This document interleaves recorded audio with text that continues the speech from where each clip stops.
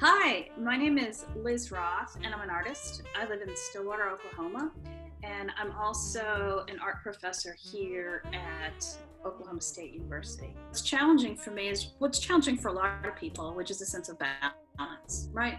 So for me, the challenge is balancing. So essentially, I have two full-time jobs, right? I'm an art professor. That is a full-time job. Okay. I'm an artist making art. That is a full-time job. Okay, in addition to that, I've got marketing my work. Okay, that's like, it should be a full-time job. It's a part-time job for me. Okay, fine, because now we're up to 2.5 jobs.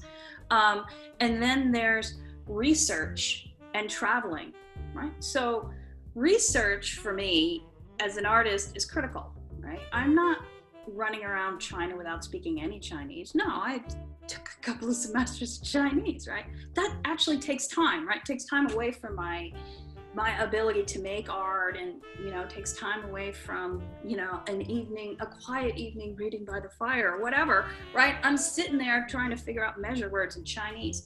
All of this comes as research. So right now, since I can't be traveling, I can't be drawing while traveling, I can't be in China with my collaborator, Mr. Tong, making screen prints, can't do any of that.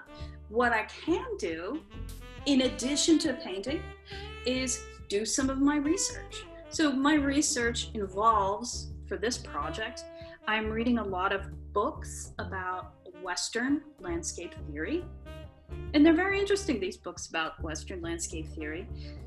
They call themselves books about landscape theory. They don't use the word Western, and they completely ignore, say, China, which has arguably a much longer history of landscape painting than the West. So I'm also reading Chinese landscape theory and thinking about how to coordinate these things and how to make them visible in my own work. Like, how do I do that? How can I speak to, what experience am I trying to speak to as I am painting, say, a Chinese and an American landscape? How does this relate to how people have been thinking about landscape and their own place? Right? So I have time for that kind of research, and I'm doing it. Even in times of no social distancing, it's still difficult to figure out what's the best use of my time. Is the best use of my time taking time to go to an artist residency and crank out a lot of work? Is the best use of my time going and working with my collaborator in Changsha? Is it redoing? Is it redoing my Painting One class to make it possibly more easy to teach online in case that's going to have to happen again? So it's about balancing all of these things, looking at your life in this holistic manner, and like juggling, trying not to let any of the pieces go get too far behind at any one time. So I guess my primary piece of advice for Oklahoma artists is join OVAC. But in addition to that, I think I'm going to limit myself to 3 pieces of advice.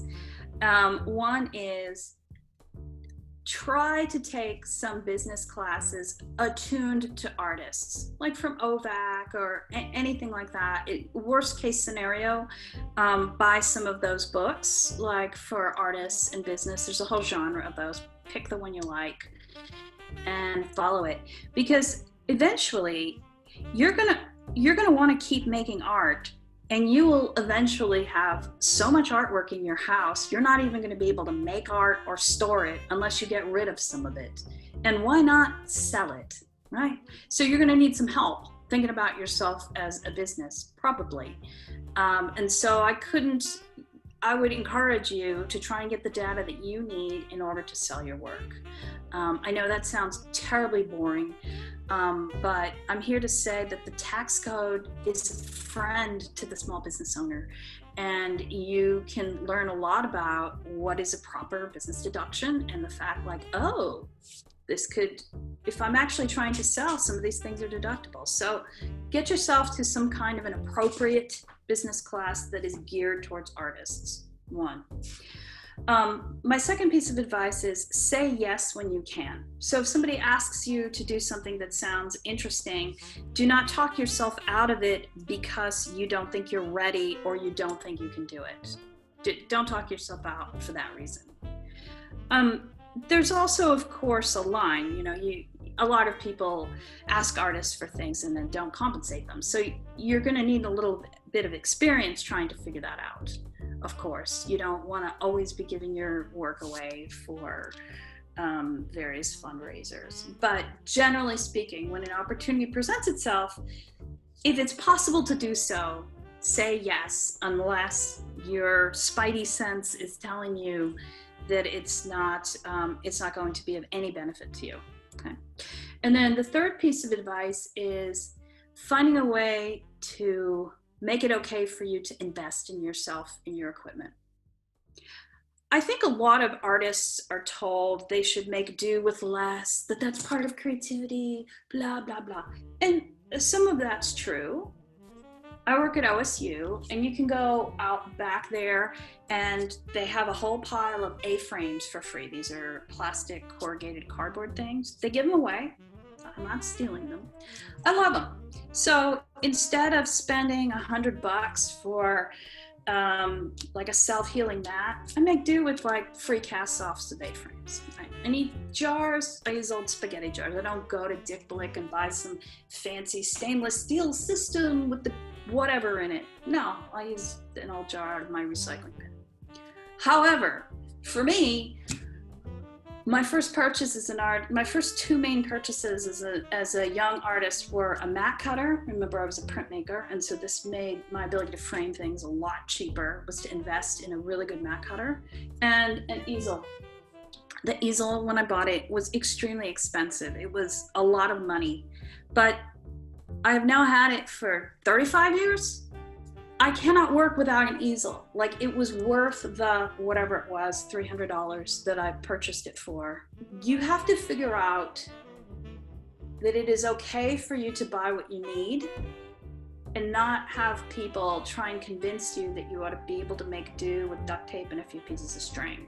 Like, sure, you make do when you have to, but there comes a time when you need the materials that you need, and it's okay to buy them, and you need to find a way to do that, buying or barter or whatever. But there will be things you need to buy, and you should not let people dissuade you from thinking you need it, because you do. You're trying to make something important and bring it out in the world. You're going to need some equipment.